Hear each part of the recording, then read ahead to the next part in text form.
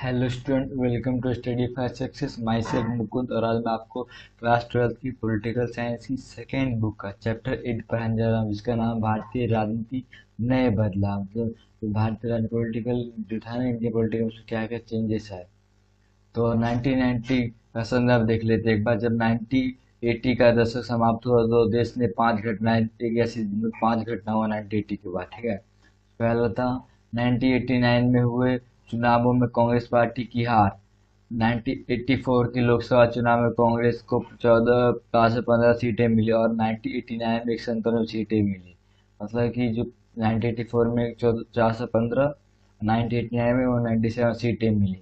अतः 1989 के चुनावों को राजनीतिक वैज्ञानिक द्वारा कांग्रेस पर समापन कहा गया। मतलब जो राजनीतिक वैज्ञानिक थे, उनको भी जो 98 में चुनाव हुआ तो उसको कांग्रेस प्रणाली के समापन कहा गया था।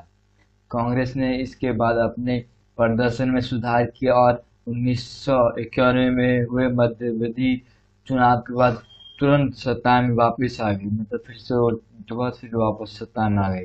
राष्ट्रीय राजनीति में मंडल मुद्दे का उदय। राष्ट्रीय मोर्चा की सरकार ने सन 1990 में मंडल आयोग की सिफारिश को लागू किया। 1990 में लागू किया गया था ये मंडल आयोग को। अन्य पिछड़े वर्ग ने ओबीसी के लिए केंद्र सरकार ने नौकरियां आरक्षित कर दी। मतलब नौकरियां आरक्षित शिक्षा के लिए जो भी जो आरक्षित से रिजर्वेशन कहते हैं वो 1990 के बाद लाया गया था। ओबीसी से कहते हैं, ओबीसी वगैरह जो था मंडल आयोग के थ्रू ही। वहीं 1991 में राजीव गांधी की हत्या के कारण कांग्रेस पार्टी के नेतृत्व में परिवर्तन हुआ। मतलब 1991 में जब उनकी मृत्यु हो गई थी, यानी हत्या कर दी गई थी राजीव गांधी की, तो उस टाइम पे परिवर्तन हुआ कुछ कुछ पार्टियों का इस प्रणाली में। विभिन्न सरकारों द्वारा अपनाई गई नीति पहले से भिन्न थी। इसे नए आर्थिक सुधारों के संरचनात्मक सुधार के रूप में जाना जाता है।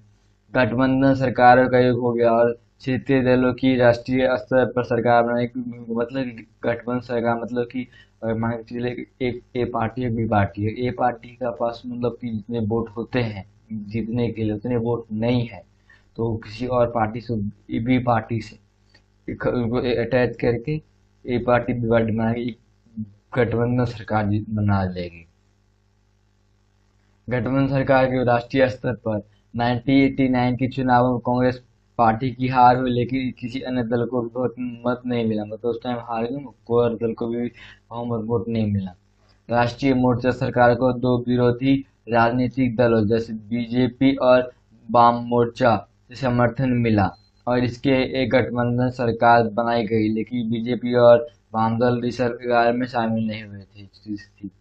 गठबंधन की राजनीति।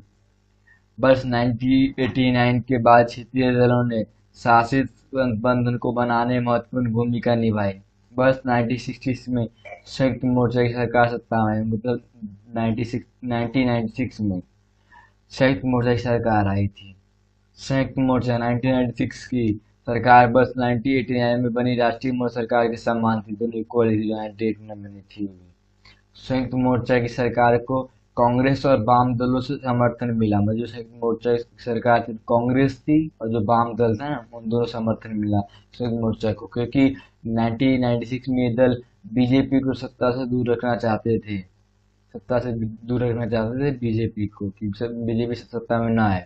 1996 के चुनाव बीजेपी सबसे बड़ी पार्टी बनकर उभरी और इसे सरकार बनाने के लिए बुलाया गया, लेकिन बीजेपी लोकसभा में बहुमत सिद्ध नहीं हुआ।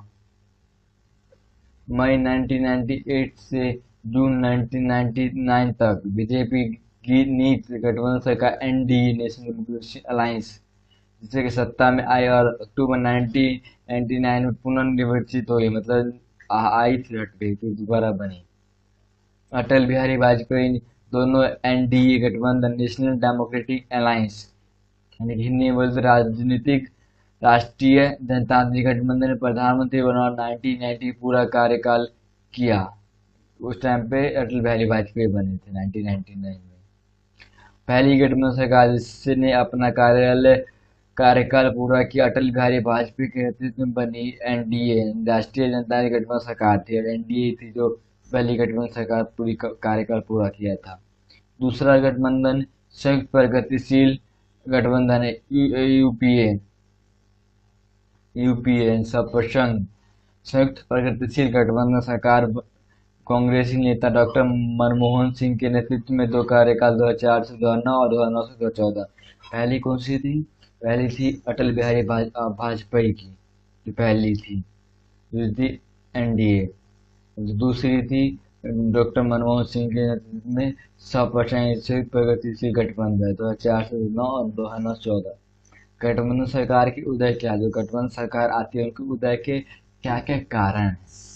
राष्ट्रीय राजनीतिक दलों का कमजोर होना, जो राष्ट्रीय राजनीतिक दल है ना, जो पार्टी है, वो कमजोर पड़ जाना। क्षेत्रीय राजनीतिक दलों का प्रादुर्भाव हो, सरकारों के निर्माण बढ़ती भूमिका, कुछ जो निगेटिव पॉइंट्स है उनको लेकर के भी आते कुछ भी इफेक्ट होता है। जाति और संप्रदाय आधारित अवसरवादी, मतलब जाति को लेकर, धर्म को लेकर जो भी चीजों की हमारी जाति क्या है उनको वोट नहीं देंगे, इन सब कारण भी आ जाता है गठबंधन। अन्य पिछड़ा वर्ग की अन्य पिछड़ा वर्ग का राजनीति उदय और मंडल आयोग, इस काल का एक महत्वपूर्ण विकास राजनीतिक शक्ति के रूप में अन्य पिछड़ा वर्ग का उदय था। ओबीसी यानी कि अन्य पिछड़ा वर्ग, एससी अनुसूचित जाति और एसटी अनुसूचित जनजाति के अतिरिक्त अन्य समुदाय है जो शैक्षिक और सामाजिक रूप से पिछड़े, इसलिए उन्हें पिछड़ी जाति भी कहा। जो एससी थे, ओबीसी थे, इन लोगों को एसटी थे, इन लोगों को पिछड़ी जाति भी कहा जाता था। शैक्षिक थे, नौकरी सामाजिक रूप से पिछड़े थे लोग, इसलिए चीजें पिछड़ी वर्ग जाति कहा जाता है, पिछड़ी जाति कहा जाता है।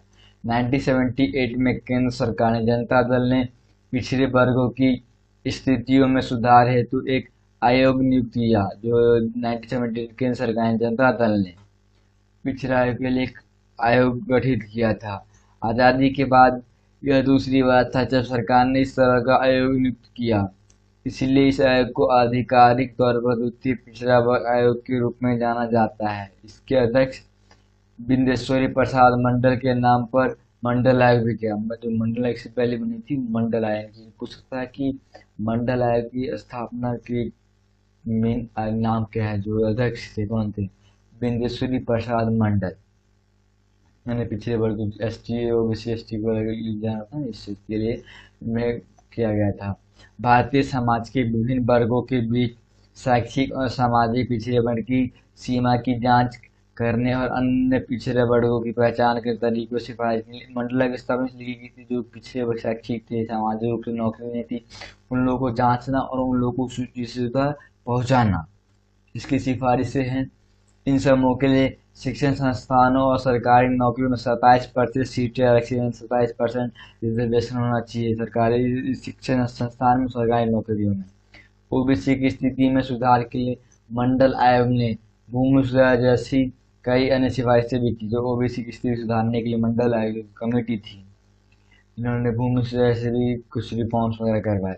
अगस्त 1990 में राष्ट्रीय मोर्चा की सरकार ने केंद्र सरकार और उनके उपक्रम नौकरियों में ओबीसी के लिए आरक्षण संबंधी मंडल आयोग की सिफारिश को एक ऐसे लागू फैसला, मतलब फैसला अगस्त 1990 में मंडल आयोग जो हुई बनी थी उससे पहले, तो उसमें ये बात हुई थी जो ओबीसी थे इन लोगों को नौकरी शिक्षा संस्थान में अपॉर्चुनिटी की आरक्षण दिया जाए, रिजर्वेशन दिया जाए। इस फैसले ने उत्तर भारत के कई शहरों में आंदोलन और हिंसक विरोध को भड़का दिया। मतलब उत्तर भारत यानी कि जो नॉर्थ साइड है ना, बिहार हो गए, यूपी, इन सब शहरों आंदोलन भी हो गए, हिंसक यानी कि मारपीट होने लग गई थी, दंगा हुआ था। फैसलों को अदालत में भी चुनौतियां दी गई। जो फैसला हुआ था उनको अदालत में भी बोला गया कि ऐसी चीज है, ये चीज हुई थी, अदालत में बात पहुंच गई थी। इसे नवंबर 1992 में इंदिरा साहनी मामले के रूप में जाना जाता है। जो इसलिए नवंबर 1992 के इंदिरा साहनी मामले के रूप में जो चीज हुई थी, इंदिरा साहनी मामला कहा जाता है इसको। इस फैसलों को लागू करने के तरीकों को लेकर राजनीतिक दलों के बीच कुछ मतभेद है। इस फैसले को लागू करने कुछ राजनीतिक दलों के मतभेद भी थे, लेकिन अब OBCIS के लिए आरक्षण की नीति को देश के प्रमुख राजनीतिक दलों का समर्थन मिला। मतलब कि आरक्षण वगैरह सभी चीजों को OBC ST को आरक्षण दिया जाए।